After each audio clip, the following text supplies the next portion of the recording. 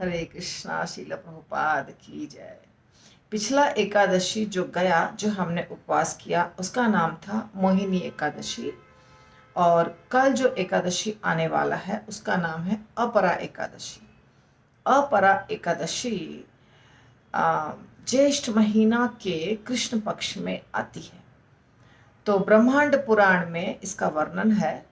युधिष्ठिर महाराज और कृष्ण के बीच संवाद के दौरान युधिष्ठिर महाराज भगवान से पूछते हैं कि ज्येष्ठ मास के कृष्ण पक्ष में जो एकादशी आती है उसका क्या नाम है और क्या उसका महत्व है। तो भगवान कृष्ण कहते हैं, बहुत अच्छा प्रश्न है तुम्हारा, और इस एकादशी का नाम है अपरा, और इसकी महिमा इतनी ज़्यादा है कि हर व्यक्ति को इस व्रत का पालन अवश्य करना चाहिए।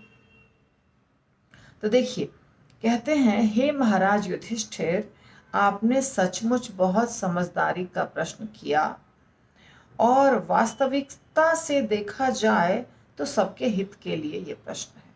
तो शास्त्रों में जो भी प्रश्न उत्तर होता है उससे साधारण जनता का कल्याण होता है। भगवान कृष्ण या कहीं और रामचंद्र जी बोल रहे हैं, कहीं ब्रह्मा जी बोल रहे हैं, कहीं शिव जी बोल रहे हैं, तो इससे हम लोगों का फायदा होता है। तो भगवान कृष्ण कहते हैं कि इस एकादशी का नाम अपरा है, और जो भी इस व्रत का पालन करता है वह समस्त पापों से मुक्त हो जाता है। इतने ज़्यादा पापों से मुक्त होता है, अगर आप सुनेंगे तो आपको पता चलेगा कि एक दिन के उपवास से किसी भी व्यक्ति का कितना ज़्यादा कल्याण होने वाला है।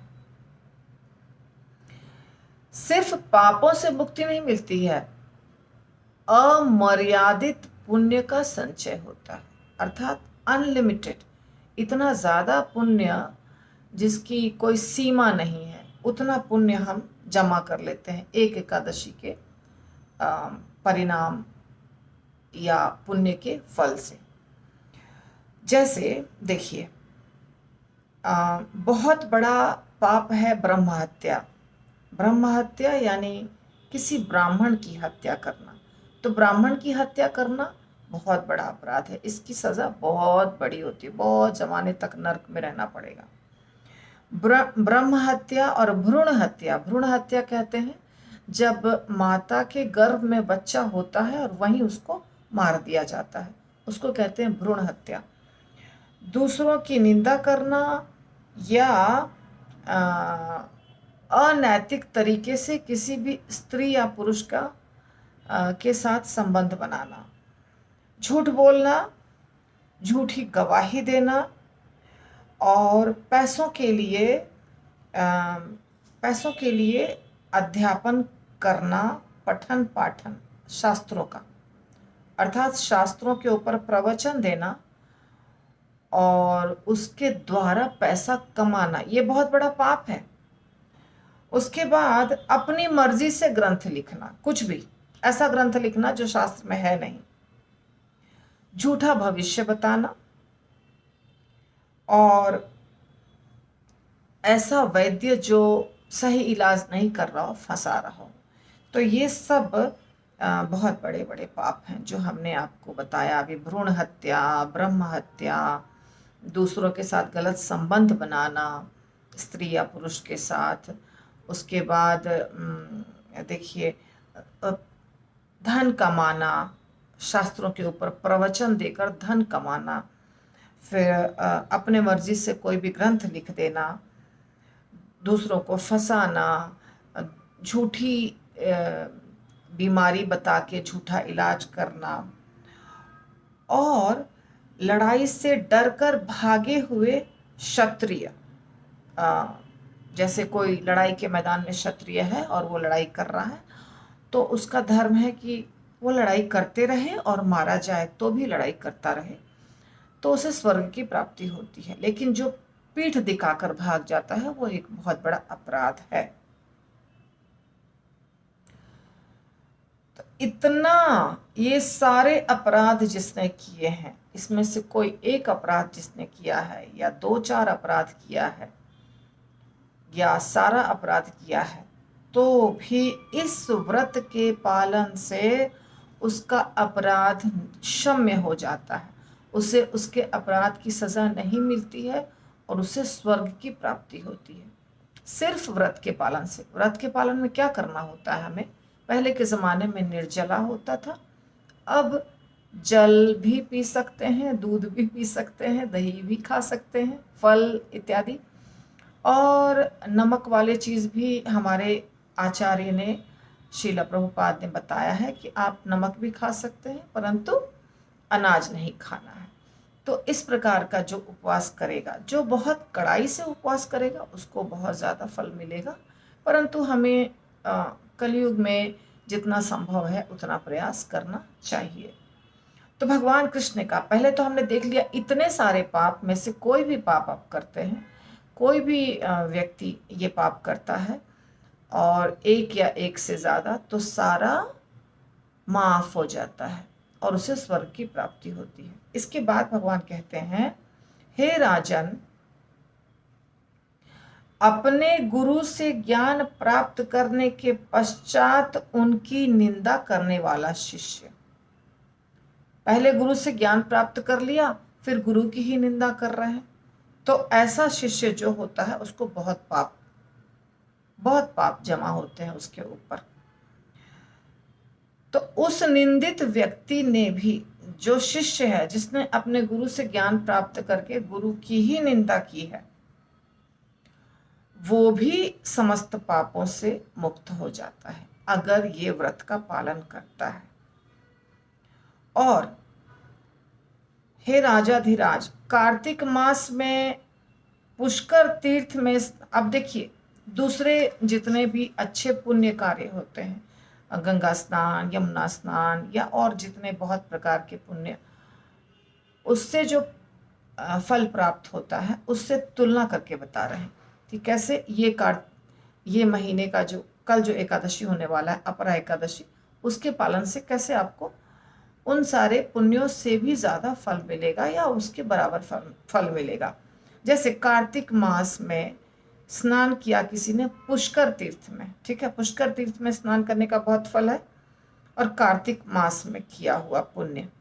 उसके बाद माघ मास में प्रयाग में किसी ने तीर्थ किया, स्नान किया, प्रयागराज में जाके किसी ने माघ महीने में स्नान किया, पुष्कर तीर्थ में कार्तिक महीने में स्नान किया, काशी में जाकर के महाशिवरात्रि का पालन किया, महाशिवरात्रि का व्रत, वो भी काशी में, काशी तो शिव जी का स्थान है, और गया में जाकर के पिंडदान किया विष्णु पद पर, या गुरु जब भी सिंह राशि में आता है उस समय गौतमी में स्नान किया। ये सब बड़े बड़े पुण्य कार्य हैं, आप देख रहे हैं, ध्यान से सुनिए।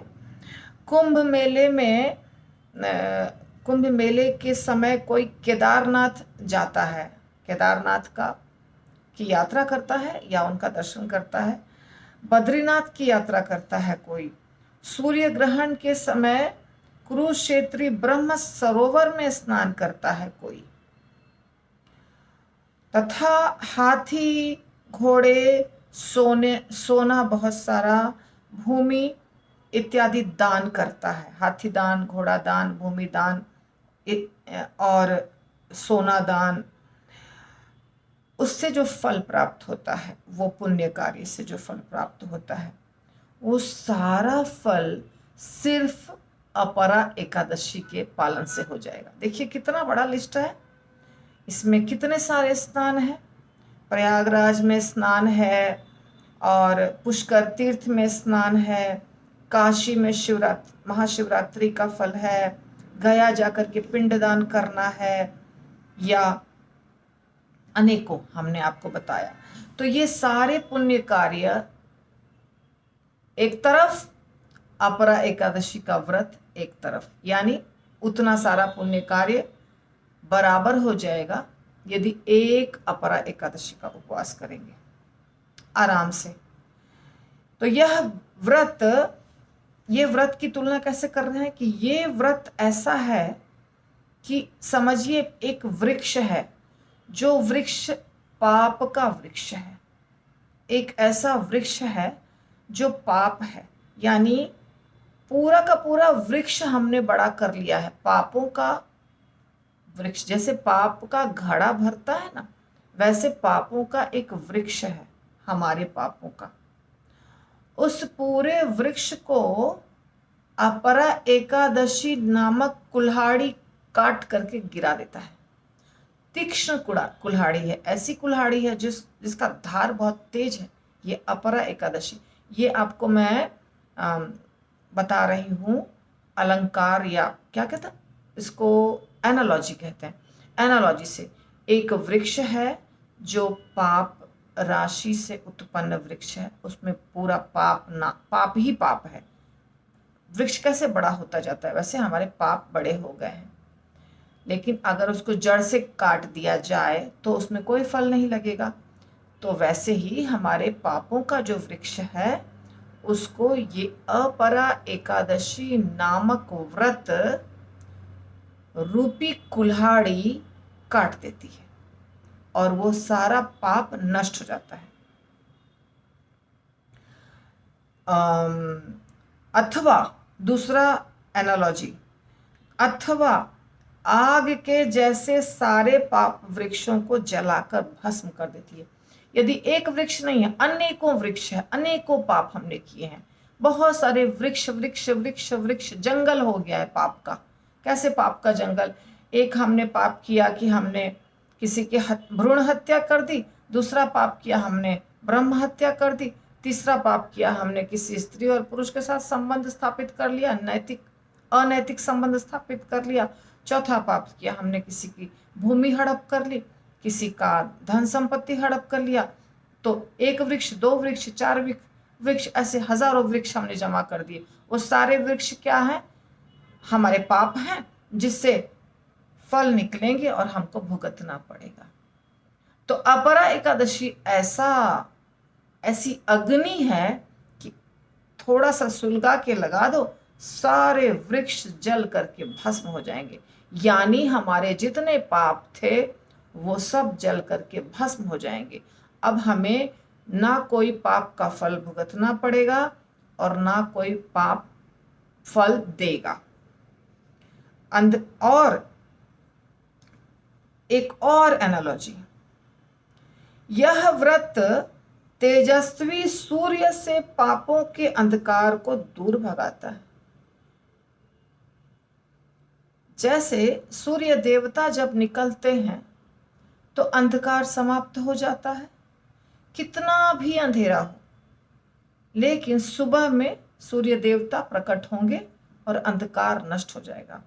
उसी प्रकार जितने पाप हमने किए हैं वो सारे पाप की तुलना अंधकार से की जा रही है कि हमारे इतने सारे पाप हैं, मगर एकादशी, अपरा एकादशी नामक सूर्य प्रकट होता है और सारे पाप हमारे नष्ट हो जाते हैं। यानी कि अंधेरा समाप्त हो जाता है। अंधेरा की तुलना किससे कर रहे हैं, पाप से। अंधेरा है पाप, यानी अंधेरा, अंधकार, और सूर्य देवता यानी अपरा एकादशी। तो अपरा एकादशी जब आती है तो सारे पाप रूपी अंधकार समाप्त हो जाते हैं। फिर है हिरण रूपी पापों को भगाने वाला सिंह व्रत। ये फिर एक एनालॉजी। तो तरह तरह के एनालॉजी से भगवान कृष्ण समझा रहे हैं युधिष्ठिर महाराज को कि हिरण जैसे सिंह यानी शेर, लायन जब दहाड़ता है जंगल में तो सिंह जितने हैं, हिरण जितने हैं वो भाग जाते हैं डर के मारे कि शेर आएगा और खा जाएगा मुझे। इसी प्रकार ये अपरा एकादशी एक शेर के समान है, सिंह के समान है। इसको सिंह व्रत कहा जा रहा है। सिंह व्रत यानी ये सिंह व्रत जब आएगा तो हिरण रूपी पाप भाग जाएगा। ये ऐसा व्रत है, इस व्रत को सिर्फ कर लिया बस सारे पाप नष्ट। देखिए, विश्वास करिए, ये शास्त्र के वचन है, ये भगवान कृष्ण के वचन है। भगवान कृष्ण जब बोल रहे हैं, कोई भी चीज कहीं भी किसी भी शास्त्र में वर्णन आता है तो तो वो होगा, वो परिणाम होता है। हमें ये नहीं सोचना चाहिए कि पता नहीं होगा कि नहीं होगा, या तो हम इसलिए व्रत कर लेते हैं कि स्लिम एंड ट्रिम हो जाएंगे, हम थोड़ा वजन वेट लॉस हो जाएगा। ये भावना से करेंगे तो नहीं होगा। जो भावना यहाँ बताई गई है ना शास्त्र में, वो भावना से व्रत करना होगा कि ये व्रत को करने से भगवान प्रसन्न होंगे, हमारे पुण्य संचित होंगे, हमारे पाप नष्ट हो जाएंगे, और भगवान चाहते हैं कि सब लोग ये व्रत करें, इसलिए हम कर रहे हैं। ये भावना, इस अपरा एकादशी का पालन करने से, भगवान के त्रिविक्रम रूप की पूजा करने से वैकुंठ की प्राप्ति होती है। अगर अपरा एकादशी का व्रत हमने किया और भगवान का त्रिविक्रम रूप, त्रिविक्रम कहते हैं वामन अवतार का नाम है, तो वामन रूप की पूजा की तो वैकुंठ की प्राप्ति होगी। दूसरों के हित के लिए जो कोई भी इस महात्म्य को पढ़ेगा अथवा जो सुनेगा, वह सभी पापों से मुक्त हो जाएगा। तो देखिए, मैंने पढ़ा और आपने सुना, पढ़ने वाला भी और सुनने वाला भी, दोनों समस्त पापों से मुक्त हो जाएगा। जितने पाप हमने यहाँ आपको पढ़ के सुनाए, उससे भी ज्यादा कोई दूसरा पाप जो यहाँ नहीं बताया गया है, वो भी अगर हमने किया है तो उस पाप से भी मुक्त हो जाएंगे। ये भगवान कृष्ण बता रहे हैं युधिष्ठिर महाराज को, और हम सब लोगों को युधिष्ठिर महाराज के माध्यम से शिक्षा दे रहे हैं। तो मेरी विनती है कि आप सारे भक्तगण कल एकादशी का व्रत कीजिए। जो करते हैं वो भी करिए, और जो नहीं करते हैं वो भी करिए, बहुत फायदा होगा। हरे कृष्णा।